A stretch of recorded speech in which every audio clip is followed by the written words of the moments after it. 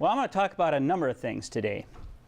I'm going to talk about dreams and goals and leadership and how it all comes together. One of my favorite sayings is a Yogi Berraism. If you don't know where you're going, you're surely going to end up somewhere else. And I think you all kind of need to know where you're going. Hopefully you know where you're going right now. But you ought to have a goal of where I want to get to. And a little bit, you know, I never dreamed I was going to be an astronaut. And I'm going to use my story a little bit to talk about having goals and not giving up. And then I want to talk some key leadership points. And if we have time, we'll go into space shuttle training and all that other stuff. But I want to tell you how I got from here to here. And it was having a goal and being persistent in it and not giving up. When I was a small boy, I grew up in Minnesota. I grew up in Minneapolis, actually, but we had a family farm up near Bemidji, Minnesota, and I spent all my summers up there working on the farm. And I always tell folks, going around in circles on an 80-acre field, it's a lot like being in space. You're just going a lot faster in space going around in circles. But, you know, all I had to goal was I wanted to fly airplanes. And, you know, milking cows is not a way to live. That was a long time ago. That's my uncle actually milking that cow. And I had a passion for cycling. And I want to talk about, y'all have to have a passion for something, all right? Because if you don't have a passion for it, you're not going to succeed at it. And if you had a passion for it when you're young, doesn't mean you have to give it up when you get older either. I had a passion for cycling. I did a lot of biking. And I love fast cars, and my first car, it wasn't all that fast. I got up to 104. That TR3, I had this used TR3 that had been restored. It was really nice, little black roadster, and four-cylinder tractor engine, and easy to maintain. But so remember having a passion for something, bicycles and black roadsters. When I was a young boy, we took a trip to Washington. We actually went to Baltimore to see my aunt, but we went to the Smithsonian. And it was before the Air and Space Museum, but they still had the Spirit of St. Louis and the Wright Flyer hanging from the ceiling. And I will never forget that. I can remember it to this day. And I don't know if that's what started my passion to want to learn how to fly, but it definitely planted a seed. And we used to drive from Minneapolis up to the family farm in Bemidji. We'd drive through Little Falls, Minnesota. And that was the hometown of Charles Lindbergh. That's where he grew up, and they had a statue there, and we used to drive by that statue. And I just remember reading his book about flying across the Atlantic solo, and he was one of my boyhood heroes. When I was a midshipman at the Naval Academy, I got to see Apollo 13 launch. And I remember walking through the vehicle assembly building, seeing these Saturn V rockets stacked up to go to the moon. Little did I know that one day I'd be back there as the director of the Kennedy Space Center. But I held astronauts in such high esteem. I said, man, I don't think I could ever do that. But that kind of sparked a goal there also, a dream that, hey, maybe I could do that. You know, Jim Lovell was a Naval Academy graduate, Navy pilot, test pilot, and he was commanding that mission to the moon. I flew A6s in the Marine Corps. When I graduated from the Naval Academy, I chose a commission in the United States Marine Corps. And when I got down to pilot training, so here's this young boy, all he ever wanted to do since he was 5 years old is fly airplanes. Used to read every book I could about flying, being in, you know, the test pilots back in the 50s and 60s and all the aces of World War II in Korea. And I said, this is what I want to do. And I graduated from the Naval Academy, and I took a commission in the United States Marine Corps, and I got down to Pensacola, Florida, and I flunked my eye test. And I said, holy mackerel, you know, this is the end of my dream. And I said, do I qualify to be a naval flight officer? How many have seen the movie Top Gun? All right. You remember the guy in the back seat, Goose? He was a naval flight officer. Well, I went through all the training, earned my wings as an NFO, and I became a bombardier navigator in A6 intruders. Well, every year I passed my eye test. And I said, well, I want to be a pilot, like I started out. You know, I'd flunked this eye test. They said the refractive error in your right eye is too great. Really, they just had more pilots in pilot training than they knew what to do with. And if they could find any technicality, they were finding ways to get folks out of the program. So they said, well, we don't believe you can see. So I had all these tests, and they said, okay, you can see, but then we're too short NFOs. We need you to go overseas. So I went overseas, worked hard, did a good job, and I had this Marine general Lieutenant General Norm Gorley. He gave me this award for being a good guy, slapped me on the back, said, Bob, you ever need anything, just come see me. So I did. And I said, General, they want me to go back and be a flight instructor in A6s or as a bombardier navigator, and I really want to go back to pilot training. And I got my orders changed to go back to Pensacola to be a pilot. So I didn't get to pilot training on the first try, but it was a goal that I had, and I persisted and was able to make it down there and ended up, unfortunately, all the planes that I've flown are in museums now. This is at the, this is at the Naval Aviation Museum in Pensacola, and that's an A6E tram, which is an awesome machine, but unfortunately it's in a museum. But I said, I want to be a test pilot. You know, I want to use all that math and engineering that I had back in school along with being a pilot, and as soon as I had 1,000 hours of flight time in the A6, I put in for test pilot school. And I got this letter back and they said, sorry Bob, we don't need any A6 pilots right now, but we'll keep your application on file. And I was fortunate enough to get picked up 6 months later to go to Navy test pilot school. And man, that was awesome. That was my graduation exercise. I got 4 flights in an F-104 and basically had to write all the performance and handling qualities in a report on that airplane. And I mean, we're talking, this is all handheld data with, you know, measuring tapes and handheld force gauges, and you know, it's pretty neat what you can learn in a year at test pilot school and what you're able to do with it when you get out. And then as a test pilot, I got to do some really neat things. I did the Navy evaluation on the 81 oblique wing aircraft. You can sweep wings on an aircraft aft, you can sweep them forward. The reason we have aft swept wings to go supersonic is because if you sweep them forward, there's an effect that's called wash-in, and basically the wings rip off the airplane, and that's bad when you're flying. So with the new composites, you can lay up a wing now that it's strong enough that you can actually sweep the wings forward. And there are some advantages to that because it moves the wing box aft, and so you have more volume at the CG of the airplane for passengers, that sort of thing. This was a unique design in that the wing swept one aft, one forward, and it created some neat handling qualities. But it was just an experimental aircraft to see if it was even feasible. So I got to fly that, plus a whole bunch of other neat stuff. But I said, I want to be an astronaut, you know, and NASA was taking applications. They took the first group of shuttle astronauts in 1978, 35 of them. They took another group in 1980, and that's when I got to test pilot school. In 1984, they were taking the next group. And I said, darn it, I qualify. I actually could do this. And I submitted all the paperwork, the applications, made it through the Marine Corps selection, NASA selection, got down to Houston. Spent a week down there, passed the physical, and I said, man, I just can't wait for that call that says, Bob, come on down. And the call came and they said, sorry, Bob, you didn't make it. And boy, was I disappointed.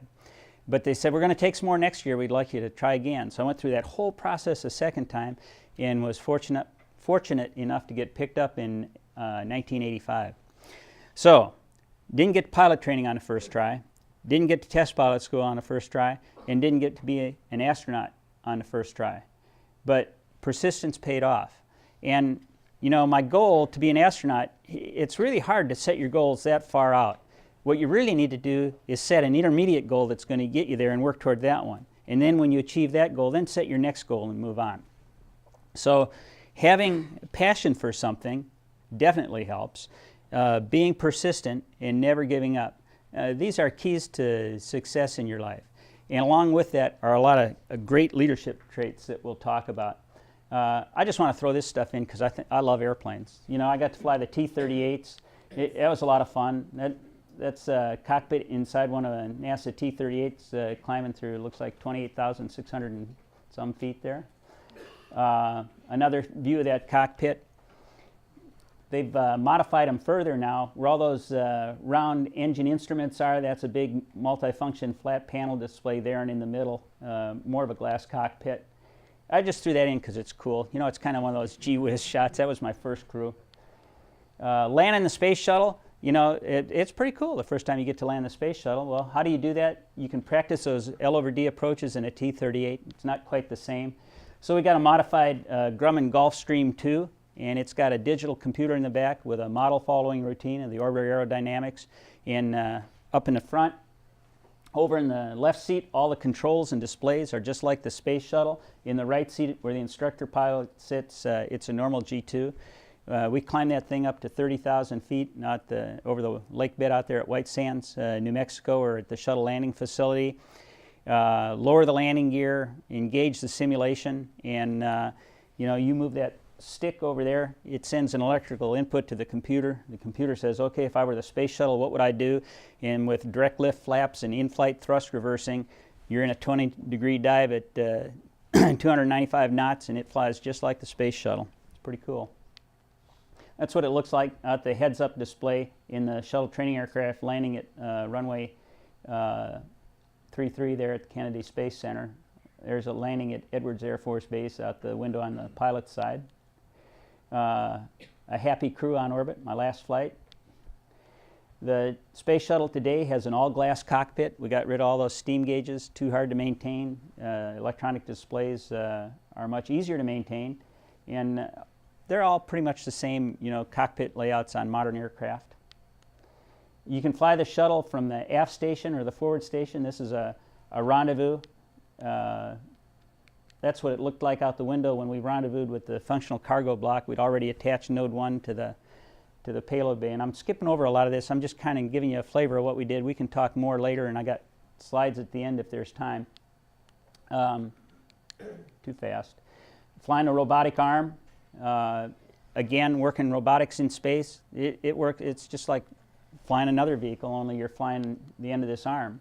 That's what the space station looked like when I left it in December of 1998. It's grown a lot since then. That's inside Node 1. I just talking about, I retired from the Marine Corps. That's my daughter. I threw that in and got my name on that jet. If you go out to El Paso, Texas, there's a jet sitting out there on static display that says Bob Cabana on it. That's about, everything that I've flown kind of ends up sitting around somewhere. Now they're going to put the space shuttles in a museum. I love farming. I've got a 1950 Farmall C that's fully restored. It's up in Minnesota. I still ride bicycle. That's my specialized road bike, and I try and get in at least 30 miles every Saturday morning and a couple rides during the week. But this time of year, it's kind of hard to ride at night in the dark. I don't like doing that. And I still like black roadsters. I got a 350Z, and it goes a little bit more than that little TR3 did. And I still have a passion for flying. The airplanes are a little different. They go a lot slower. Not a whole lot of instrumentation in a Cessna 152, but I got checked out in a Cessna 162, and it's got a glass cockpit. That's kind of nice. But the key here is that, you got to have a dream. You got to know where you're going, or you're not going to get there. And you got to have a passion for what you're doing. And don't give up on the things that you love now. Keep working toward it. Stay interested in, make sure you're doing something you enjoy. Because if you enjoy doing it, you're going to excel at it, all right? And nobody's going to do well at something that they don't enjoy. So if you're not enjoying what you're doing right now, maybe you got the wrong, you're doing the wrong thing. Think about that. And keep your options open. I hope a lot of you have an opportunity to intern or co-op as you're going through school. And that really gives you an advantage to see what's out there in the world. And if you co-op with a company, don't necessarily do the same job with them. I encourage the co-ops that come to NASA, maybe work in one organization one summer or semester and go somewhere else another semester to broaden your horizons, open things up, and ask questions of one another. Learn from your other students and share with one another so that you got a good idea of what you're doing and where you want to go. But you're not going to get anywhere and be successful if you don't have leadership, all right? Today in industry, I think one of the most important things that we want to grow are leaders, okay? People talk about managers. I hate the word manager. At the Kennedy Space Center, we don't have managers. We have leaders, and that's what we need. And I think one of the most important qualities of a leader is integrity. And people aren't born leaders. Some folks are a lot more charismatic than others, all right? And you say, man, he's a natural leader. And some folks have a little bit about that. But all of us can learn to be good leaders. I was probably the most meek, mild-mannered, bashful, shy kid growing up. But I learned leadership. I learned it at the Naval Academy. I learned it in the United States Marine Corps. I learned it at NASA. I learned it from the jobs I had. And it grows over time, all right? But you can learn it. It's not something that's just inherent to everybody. And if you're not a good leader, you're not going to succeed. And you can be a leader in the teams that you're in right now. There's different kinds of leadership. You know, there's where you're assigned to work over a team, but as a member of a team, there's influence leadership. You know, how you get the team to work together. So I think it's very important. And I would encourage all of you to have a journal, all right? Go ahead and start it right now, or a leadership folder. And you may think, well, geez, I don't have anything to do with that. I just got all I can do to get through what I'm doing. But over time, okay, and it may not be as important right now, but it's going to be down the road. If you have this, anytime you see an article on leadership or you learn something, throw it in that folder.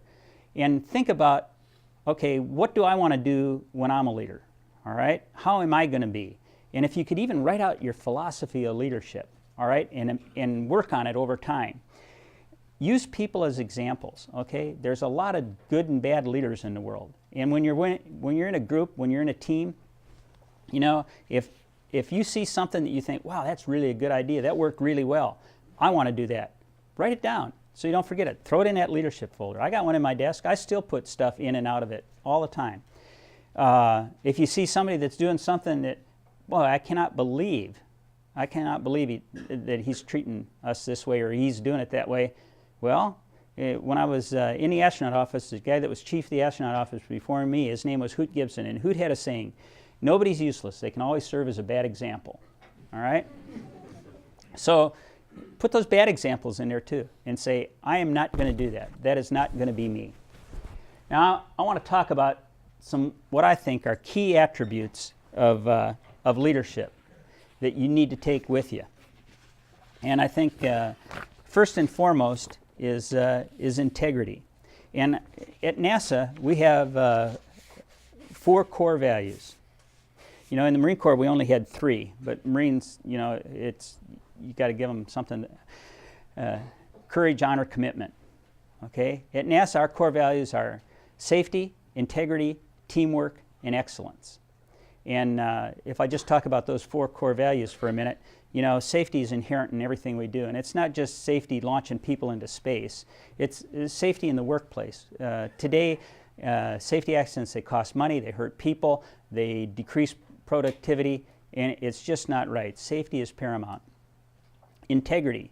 And I'll talk more about integrity, but it's not, especially for engineers, it's not just integrity and not lying. I mean, at NASA, to me, it's an integrity to deal with the resources that have been entrusted to you, that we don't abuse our resources, that we don't use them for our personal gain, that we don't take advantage, but it's the integrity of, as an engineer also. You know, when you say something is so, it's so. We don't fudge data. We don't, when we give our word on something, that's our word. And it's really important today. Not just the financial, you know, what you read about with big businessmen and how they run amok and, you know, end up in jail. It's engineering, it's technical integrity also. That is really important. Teamwork to me is people, taking care of the people. I'll talk more about that.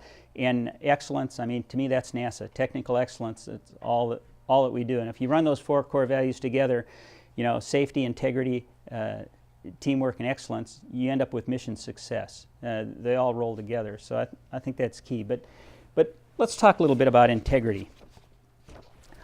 You know, it's how we conduct ourselves. You have to continually establish and exhibit honesty and truthfulness in all that you do. If you don't have integrity as a leader, your folks are going to see right through you. You know, if you're going to lose all credibility if they know that you're not telling them the truth, you're not being straight with them, or they see you doing something that's not right. You know, you have to be a positive example at all times. Don't be that negative example, all right? But if you don't have integrity in dealing with the people that work for you, as an engineer, as a senior leader, you've lost them. You're not going to succeed. It's critical. develop an environment of trust and ethical behavior. Total honesty in dealing with the people who work for you and those that you work for. And it's total honesty in dealing with the resources of the organization that you're a part of or that you're leading. And never abuse your position for personal gain. That's integrity. If you can adhere to all of that, you'll avoid all the problems that you see some of these senior leaders end up in, but more importantly, you'll establish the trust of the people that work for you. You'll have a more successful organization, and you'll be able to lead them. A vision for the future. Remember what I said, that Yogi Berraism at the beginning? If you don't know where you're going, you're certainly going to end up somewhere else. But if you can't communicate a clear vision of where you're going to the organization that you're working with, how in the heck do you expect to get there? You know, you might know where you want to go, but if you can't communicate to that team that you're working with, you are going to end up somewhere else, not where you wanted to go. So it's critical that you have a clear vision of the future and that you communicate that to the team, to your organization, and work to get their buy-in. You can't dictate it to them, all right? You can communicate it to them, but you got to get them to buy into it too and help it to be their vision also if you're going to be successful. If it's just your vision, you're not going to get there. Communication. You know, in all that I've dealt with, all the problems that I've ever seen, I don't care if it's a technical problem or a people problem, it usually comes down to poor communication. You know, on the technical side, somebody didn't clearly communicate the requirements for what it was you were trying to do. Somebody misunderstood, heard something, you know, it was English units instead of metric units, whatever, all right? And you end up plowing into Mars instead of going around it. It's communication, okay? It's critical. Personnel problems. Usually, you know, somebody didn't communicate something properly. And if you get folks to sit around at the table and look each other in the eye, you know, you can usually get to the root of the problem. And you cannot communicate enough. All forms of communication. You know, and we have so many forms today. I got a blog at KSC. You know, I text, but you know, I send out written notes, I send out electronic notes, I have all hands where I talk to folks in person, call them up on the telephone. You know, email is great, but how many times have you emailed somebody or text somebody that's sitting right next to you or right around the corner or something? You know, think how much more you could have gotten out of that communication if you'd have walked over and looked them in the eye and talked to them and gotten that nonverbal body communication along with it. I don't know about all of you, but I've sure had a few of my emails misinterpreted. They may have come across as a really angry email when it was never meant to be that way, you know. So, but if you'd have sat down and talked to somebody, and I caution all of you on email, okay, it's real easy when something just really gets your goat, and you sit down and you type that email, and go ahead and do that. Just don't hit send. Okay, come back to it a few hours later, the next day, look at it and then hit send. And if you still want it to be that way, you know, okay. But you might want to modify it a little bit. But communication, it's critical today. And everybody wants things faster, and communication is so intertwined. But if you can communicate clearly, you can avoid a lot of problems. Compassion and respect. You know, you have to show a genuine understanding of and care for the people that work for you and with you. You know, if you don't have compassion and respect for them as human beings, they're not going to respect you. You got to get to know them. You got to get to know their families, the names of their kids. You got to know when they're having problems. It's really, really important. Always put the welfare of the people that work for you ahead of your own. And you know, if we respect each other and ourselves, it's just going to work out so much better. And that comes from being good citizens. It's the right thing to do. And you know, that gets into diversity and just having respect for everybody. And diversity is more than just, you know, gender, skin color, and so on. It's diversity of thought. And the way you're going to get the best solution to a problem is not having a bunch of people that all think like you do. It's by having diverse opinions and then listening to everybody. Allow everybody to voice their concerns, get their thoughts out on the table. And if you do that, you're going to have the best information and you're going to be able to come to the best solution. One of my favorite examples, Mike Coates, who's the director at the Johnson Space Center, he's a white male Navy pilot, all right? And he got selected in the first group of 35 new astronauts to fly the space shuttle. And in his group were, you know, black pilots, white engineers, black engineers, and then they had all these mission specialists who were PhD physicists and astrobiologists and men and women, black and white, you name it. And, you know, when he took all those military guys and looked at them, they may have had different color skin and so on, but they all thought the same. The diversity of thought came with all those weird scientists, okay? So you gotta, hey, engineers are pretty straightforward, but some of those scientists, I don't know. So you want to have diversity, okay? So remember that. And different backgrounds bring different things to the table and help you get to the best solution to a problem. And everybody deserves to be heard, all right? But once you make a decision, if you don't do what somebody else really strongly felt was the right answer and you come to a different answer to the problem, that person deserves to be heard also in why. And you need to go back and explain, okay, you had a great idea, I listened to you, but we're going to do this for this reason, and this is why we're not going to do it your way. And that's required also. But diversity of thought, really important. Technical and professional excellence. You know, to be a good leader of an organization, you've at one time have had to exhibit technical excellence in your field. If you were just mediocre or subpar, it's very hard to lead a very hard-charging, dynamic group of achievers. That doesn't mean, you know, gosh, I'd be hard-pressed to go back and do Laplace transforms and diffie-qs right now. But at one time I was really good at them. But, you know, over time, you can't stay up with everything. You can kind of stay up with general trends. And you guys are a heck of a lot smarter than I was when I was in school. But I have a background such that when I go to a meeting with a bunch of NASA engineers, I'm still smart enough to know what's being presented to me in understanding the data. And, you know, I might not be able to solve the problem, but I've got enough common sense based on my experience and previous performance that I can use what I have to evaluate what they're doing and say, yeah, that looks like they're doing the right thing here. Or I'll ask questions to help understand better and make sure that they've thought of all the right things. So you're never going to, it's very difficult as you rise up within leadership positions. And one of the hardest things, gosh, you know, I'd love to get down in there and solve the problem and do the work. But that's not my job anymore.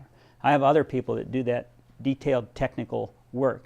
And if you're a leader and you're down in the weeds doing that, you're not doing your job. Because as you continue to rise up, you know, you have other people do that. You got to trust them to do it. And I think that's one of the hardest things that I had to learn. You know, I always felt I could do it better myself, and didn't always trust people to do it on their own. And it really makes life hard, because that's a lot of work as you have more and more responsibility. And you have to learn to hire good people, to give them the resources that they need to do the job, and then you have to trust them to do it. You have to hold them accountable. You have to clearly explain what's expected and hold them accountable. But you can't do it for them, but you can provide them the tools. And if you do that, they're going to be happier in their job, and you're going to be more productive in yours, doing it up and out and kind of coordinating the whole effort as opposed to doing it, because there just aren't enough hours in the day to do it all. So technical excellence is really important. You may not have all the details, but you ought to know what questions to ask to make sure that the team is headed in the right direction and they're doing it right. Motivation and commitment. You know, you got to be driven to excellence. You got to be motivated to do what you're doing and really believe in it. If you don't believe in it, if you're not motivated to do what you're being asked to do, you know, then you're going to have a lousy product and you're not going to get it done. Sometimes, as a leader, you may be directed by your leader to do something you don't necessarily want to do. You don't necessarily think it's the right thing as far as the answer to the problem or whatever. You have a choice then. You know, you can say, all right, I've been given my direction, I'm going to go execute it and make sure my team gets this done. Or you can say, you know, maybe this organization isn't for me, maybe it's time I move on and do something else. But, you know, and that makes life hard. But you have to also understand when it's your job to get something done, you got to get it done. You got to be motivated to do it. So that motivation's important. So you got to find out, you know, okay, I may not totally believe in this, but I believe, you know, I can leave or I can stay and make sure that it gets done right to the best of my ability with my team and work it that way.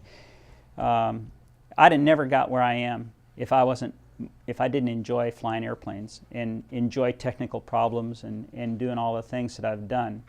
It was fun, all right? I loved it. I was motivated to do it. If you don't have that desire to have fun in what you're doing, if it's not enjoyable to you, if you're not motivated, you're not going to be successful. So, you know, in that regard, I encourage all of you, when you do get your degree and you're looking for work and you go off, don't take a job just to have a job. Now, sometimes you end up doing things that you don't necessarily want to do out of necessity, all right? But if you can find something that you really enjoy doing, you're going to be so much happier, and your boss is going to be so much happier with you because you're going to excel at what you're doing. Leadership is one of my passions. I just think it's so important today, in today's world, in engineering today, that we have good leaders. Technical skills are really, really important. And I'm so glad all of you are in the engineering field. We need more good engineers if we're going to remain a world leader. And along with that goes leadership. It really, really is important. Getting back to taking care of your people and stuff, you should never expect more out of the people than you'd give of yourself. That would be totally unfair, all right? So demand a lot out of them, and they'll give you what you demand. You know, that's another reason why you can't do it for them. You got to learn, okay? Think back on how you learn things. You don't learn by having somebody else do it for you. You learn by doing. And that goes, I hope that when all you graduate and you end up in good engineering companies, I hope that you get to actually get some hands-on time doing a project. And that you make mistakes, okay? People make mistakes. We're all human. There's only one guy that walked on this earth that didn't make any mistakes, okay?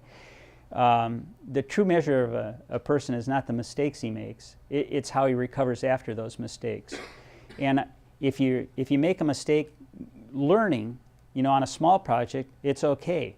But remember that, so that when you're given responsibility for a larger project, you don't make the mistake again where it could become critical and the whole program could fail. But don't be too hard on your people when they make mistakes, because they're going to make mistakes. But make sure that you give them, you know, now there's malicious mistakes, or there's, you know, some mistakes out of incompetence. That's intolerable. And then there are honest mistakes. And if somebody makes an honest mistake, you know, don't be too hard on them, all right? Help them learn from it so that they can do better in the future and not make that mistake again. I could go on and on here, but I want to do two more things, and then I'll open up for questions. And I haven't even nearly got through half my notes here, but I want to share a leadership quote for you. And this is by Teddy Roosevelt. And one of the hardest things to do, and one of the most important things that we do, is rate our people, give them performance appraisals. And to tell somebody's doing a good job, that's a piece of cake. But to tell somebody they're not doing a good job, that's really hard, and how they can improve and how they can do better. So this is from 100 years ago or so, but I think it's every bit as important today. No one enjoys addressing others' deficiencies, but failure to do so sends the message that people are on track when they really aren't. And that may be the greatest disservice a leader can do to someone else. If leaders are careless about basic things, telling the truth, respecting moral codes, proper professional conduct, Who can believe them on other issues? The best leader is the one who has sense enough to pick good people to do what he or she wants done, and self-restraint enough to keep from meddling with them while they're doing it. And that one quote there, to me, sums up leadership. And then I got one other that I want to share with you a little bit. And this is the difference between a leader and a manager. Remember I said we don't have managers at KSC, we have leaders. And here's the difference between a leader and a manager. Managers push their people. Leaders pull theirs by sheer force of personal example. Managers order their personnel to get the job done. Leaders inspire their personnel. Managers build a fire under your butt. Leaders build a fire in your belly. Hands-on managers cultivate obedience. Hands-off leaders cultivate independence and resourcefulness. Managers consider themselves part of an exclusive club. Leaders maintain the respect and fellowship of the rank and file. Managers accept credit for the success of their subordinates. Leaders turn away from the spotlight, letting it shine upon those they have the honor to lead. When a project turns sour, the manager asks, "Who is responsible?" The leader says, "I am." You work overtime for a manager. You work all the time for a leader. Managers need to continually make their presence known.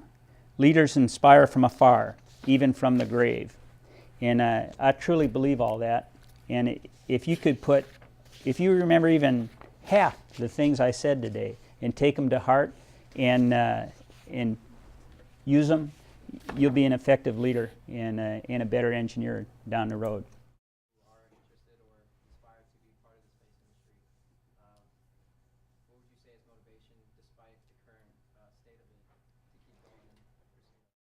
You bet, and that's something I meant to talk about.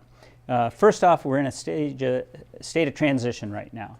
We are flying out the last 3 shuttle missions. We got one coming up here February 24th, then in April, and then in June. Might slip a little bit, but 3 more shuttle flights, and the shuttle is ending its career.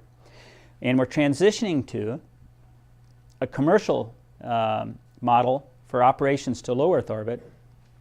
And then NASA is going to have a large program with a heavy lift rocket and crew vehicle that will take us exploring beyond our home planet. All right. So at Kennedy Space Center right now, I'm looking at the loss of 6,500 real high quality engineers and technicians that work for our contractors. The civil service organization is going to stay about the same, 2,100. At the peak of Apollo, NASA went at KSC went from about 25,000 contractors and civil servants down to 8,500. We've had about 15,000, and we're going to go down to about 8,500 or so also. So my goal is to develop a very strong institutional engineering base at the Kennedy Space Center that provides matrix to support to multiple programs. Now we'll still have our launch services program. They procure all the expendable rockets for NASA's science missions. We got one coming up here at the end of February, launching from the West Coast, the Glory mission. Mars Science Lab's coming up, all kinds of neat stuff. Commercial operations. Right now, we're going to have to rely on our Russian partners. We're buying seats on Soyuz spacecraft to get crews to and from International Space Station.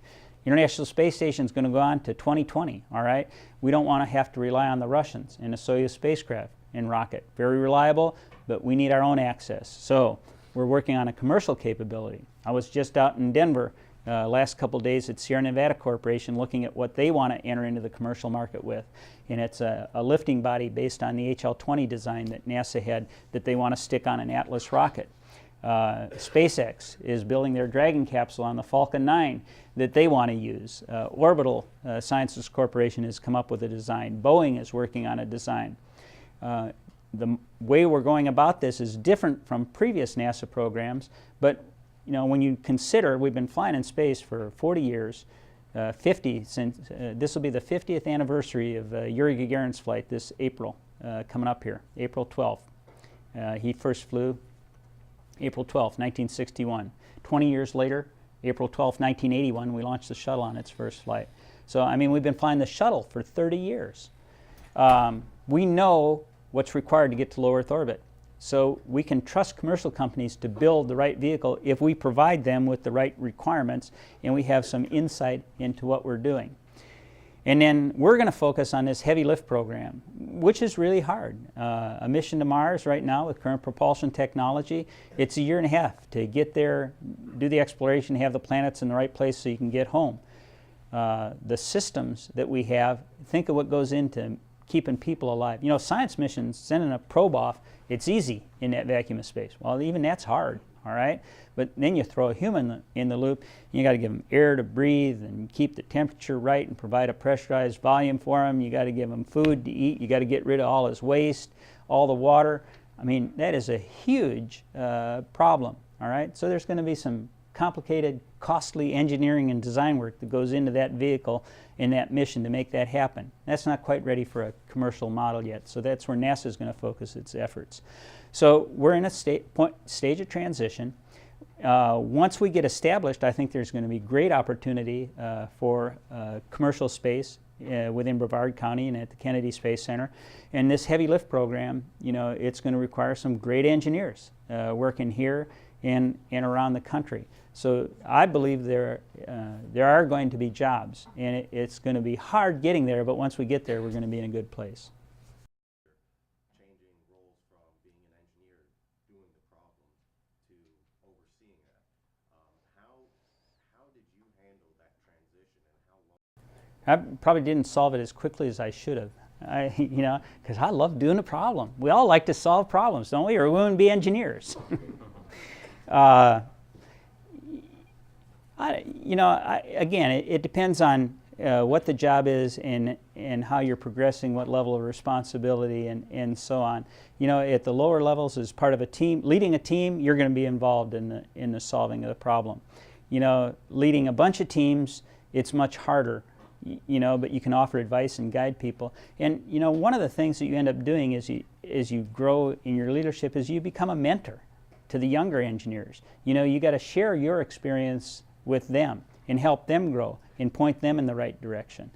So, you know, I think it was probably, I guess after my last space flight, you know, when I was working in the International Space Station program, chairing multiple boards and panels on how we were building the space station, and you know, you got all these engineers bringing these technical problems, and you can't solve it, but you can see that they've gotten to the right solution, that it's going to work. And another thing, let me share this with you real quick. You know, there's the engineering side of things, and then there's the programmatic side of things. Large programs, you know, at the Kennedy Space Center, we got a lot of engineers that support matrix support to different programs. That program manager, he's got a fixed budget and a time schedule that he has to meet. That engineer, he says, I think you got a bottomless pit of money, and I want as long as I need to make this absolutely perfect, all right? And you know, we all love that perfect engineering solution, but you know, a lot of times the 80% solution is probably good enough. And you got to take into consideration that you can't engineer it forever. Eventually you got to go do it. And so remember that when you get in a position. Most programs don't have bottomless pits of money, and they got a tight schedule that they have to meet. And you can't always get the perfect solution. Good enough oftentimes is good enough. What do you believe about the innovative lunar demonstrations being provided by the companies competing in the Lunar X Prize? I think that anything that we can do to stimulate an interest in flying in space is absolutely fantastic, and innovation is great. You know, if I look back on, let's take aviation. December 17th, 1903, Orville and Wilbur flew the Wright Flyer out at Kitty Hawk a distance of 120 feet and lasted about 20 seconds. All right? So that was 108 years ago. And the space shuttle is 120 feet long, and it can go a lot further than 120 feet. You know, but so that was back then, and aviation just trucked along kind of flat. And you got up into the 30s after World War II, and they had all these biplanes left over, and you had all these barnstormers taking people up for rides and stuff. And World War II came in the jet age, and look at today. Aviation has just taken off exponentially today. When you look at what computers have done, and composites, and all the technology that we have in CFD and everything else, you name it, it's amazing what we can do when we build an airplane compared to where we started 108 years ago. All these folks, X-Corps, you know, everybody else that are just, you know, the White Knight and Virgin Galactic, taking folks up for flight in a parabolic arc. Well, yeah, NASA did that back in, you know, 1961 in May, when Alan Shepard made the first U.S. flight in a rocket. Didn't even orbit, just went up, came down, all right, got into space in a Mercury capsule. Well, we know how to do that, but you know, it's kind of like the barnstormers back then, offering people a ride in a Jenny or something to go up and fly around for a little bit. It stimulates interest in the industry. And so space is still back there on that flat part of the curve. We got a long ways to go before we take off exponentially, and it's going to take some kind of great propulsion technology breakthrough. You know, if one of you guys go develop a warp drive for me, okay? And, and then we'll have some real fun. So, you know, do I support all of that? Absolutely, because it generates interest in the industry, and it generates folks going into fields, you know, all the STEM fields, math, science, engineering, technology. We need it as a country. I'm really proud of each and every one of you, okay? Math and engineering are hard. Well, I don't think they are. They're fun, all right? Really, they're fun. And it's a lot of people are afraid of them because they don't know any better. And they don't have a reason to get involved because they don't have a goal of what they want to do. I hope all of you have a goal of what you want to do and how you're going to apply all this math and engineering that you're learning now. But, you know, if we are going to remain a world leader, we need to actually produce something. And how in the heck are we going to produce something if we don't have engineers to build it and design it? All right? So I want to see more folks getting into this field, and if any of this stimulates an interest in folks becoming engineers and being involved in space exploration, I'm all for it.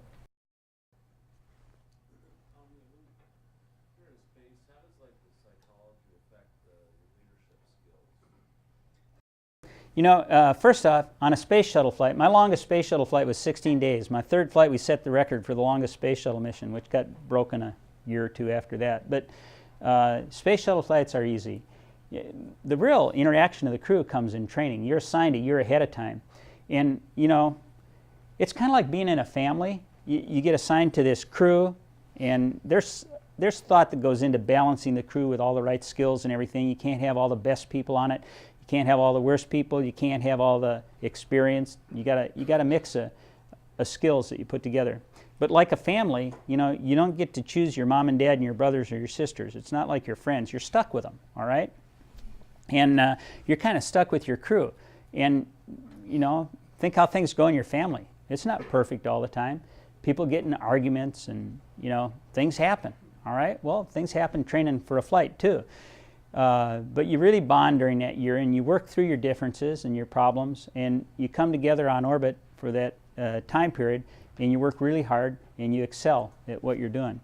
On a space station flight, you might be up there for 6 months, and you really need to learn how to get along. But I mean, there's always going to be interactions that cause stress and tension and stuff.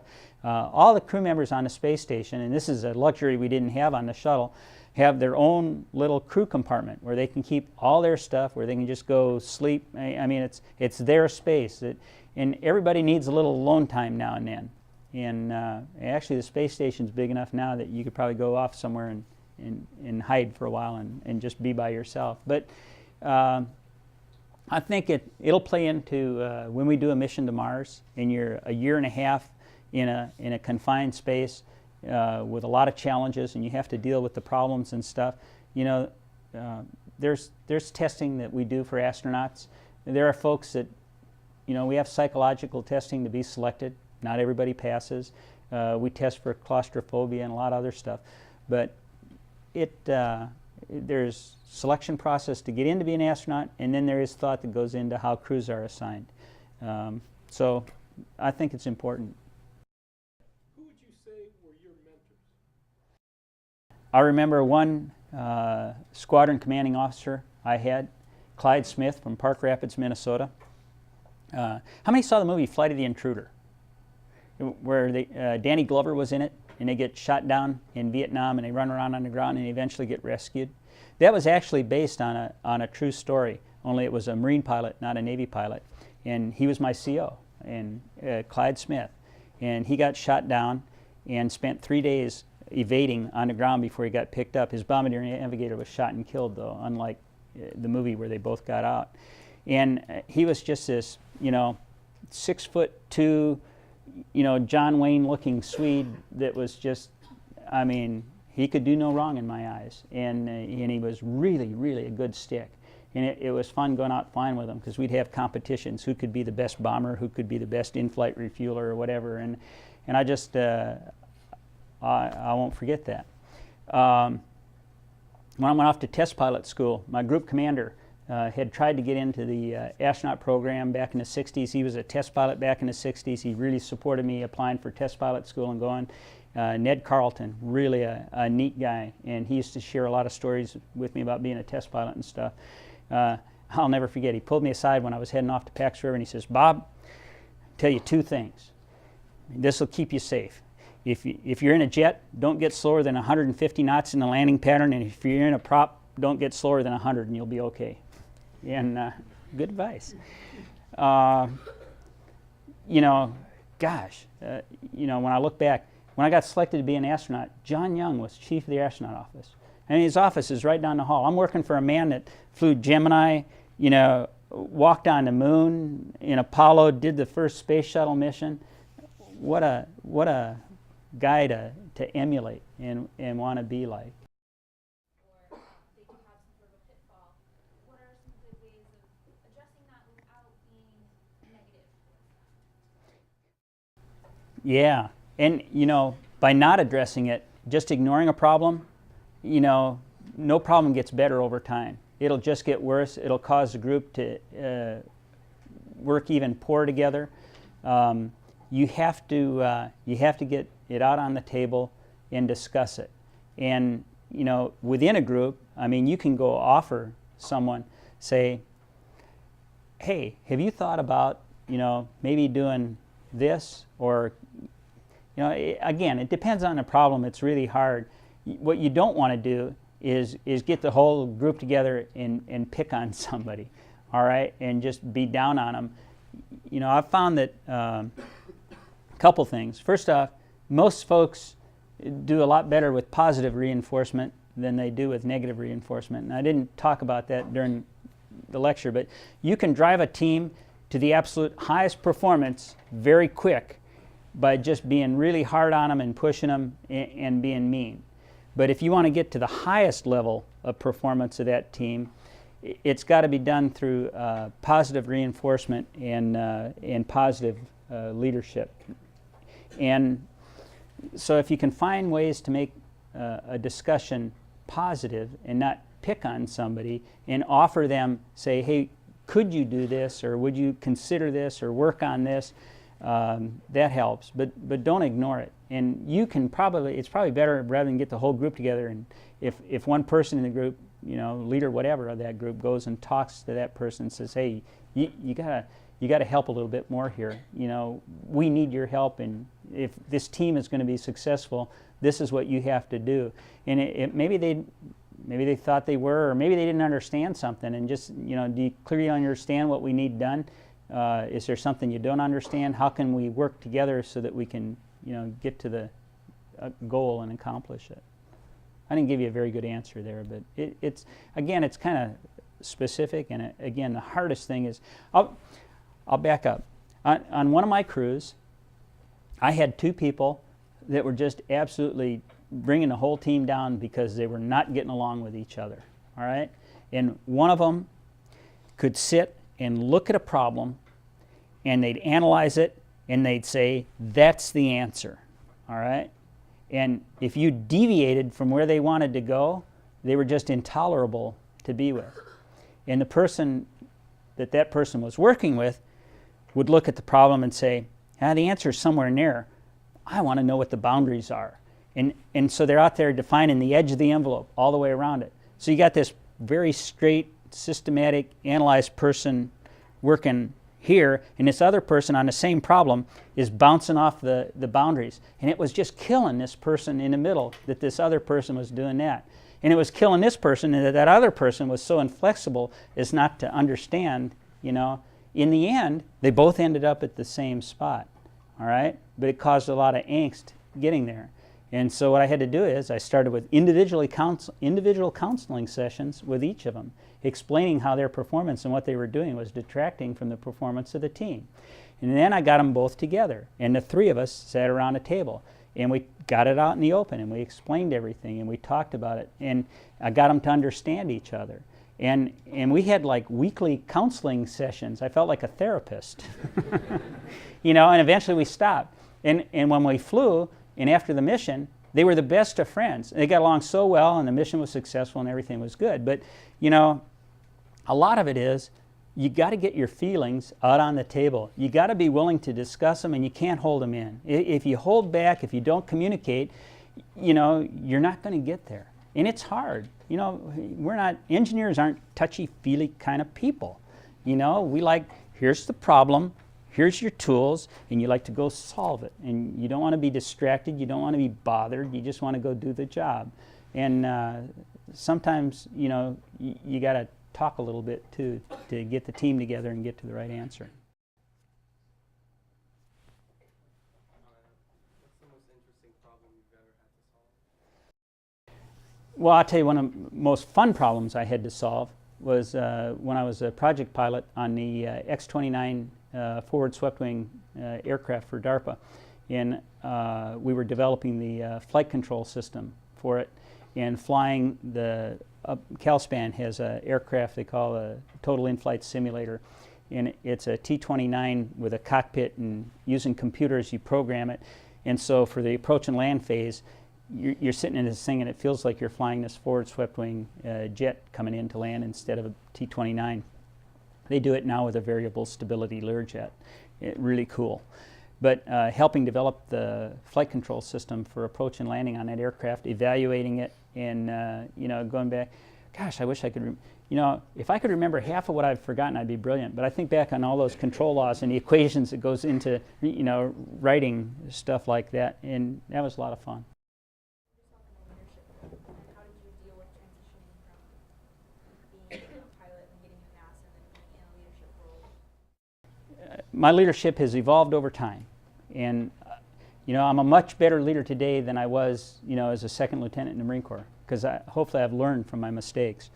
But when I was a pilot in the Marine Corps, I thought I worked with the best group of folks anywhere. When I got to test pilot school, it was a step above that as a flight test, or as an engineer at Pax River, engineering test pilot. When I got to NASA, it was a step above that. Now, when I got selected to be an astronaut, I was a major in the Marine Corps, and I spent half my Marine Corps career at NASA, wearing civilian clothes to work, and a uniform on occasion. Then I retired from the Marine Corps and just continued to work for NASA. So my transition from the Marine Corps to NASA wasn't really a transition. I just kept doing the same job. I just was working directly for NASA now. About half the astronaut office is active duty military, and NASA reimburses the Department of Defense for their pay and allowances. So, you know, I just was put in positions where, like when I was the Deputy Chief of Aircraft Operations as an astronaut, you know, that was my collateral duty. I was still training to fly in space, but I was the Deputy Chief of this organization that had, you know, 350 people and 50 airplanes and a huge budget, and, you know, so, you know, I was developing leadership. And the boss that I worked for, Joe L. Granny, he was a dive bomber pilot in World War II and test pilot, and he didn't care about anything that had to do with facilities or people. All he cared about were the technical problems. So he did all the technical stuff, and all the people and facilities stuff he left for me. So even though I was a deputy, I got to be in charge of it all. I learned a lot. Then I ended up in other leadership positions, Chief of the Astronaut Office. You know, I had 100 and some astronauts working for me, a very small budget, because, you know, you don't have all the money's in the program. You know, they're the ones that do the work. So it was kind of like having 100 teenagers working for me, and you know, all type A personalities wanting to go their own way and do their own thing, and you had to corral them. That was a leadership challenge, different kind of challenge. I don't know. I guess it's all been good. It's just, oh, the other thing I got to tell you.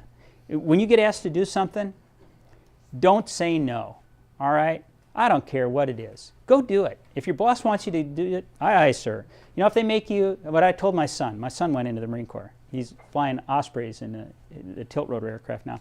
I said, Jeff, if they make you the coffee mess officer and you're in charge of that when you get into a squadron, be the best damn coffee mess officer they ever had.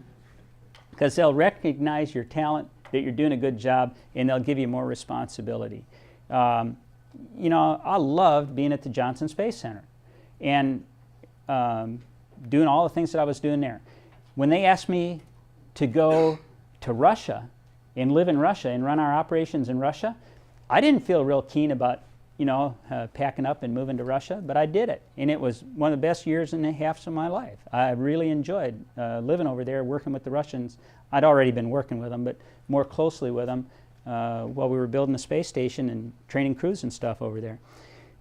When I got asked to go be the director of the Stennis Space Center, you know, I went from the Johnson Space Center, which, you know, 24-hour operation, space shuttle, space station, technical problems, 3,600 civil servants, 18,000 contractors, to little old Stennis, Mississippi, where I had 235 civil servants, but I was kind of the mayor of this federal city, and we were just testing engines.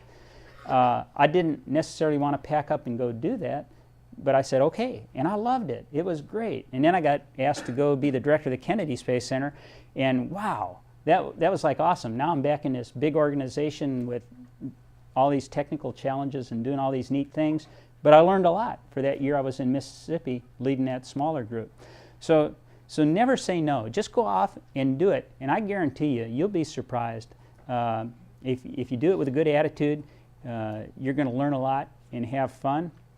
But more importantly, if you do well at it, your expertise and how you do is going to be recognized, and more responsibility will be given to you.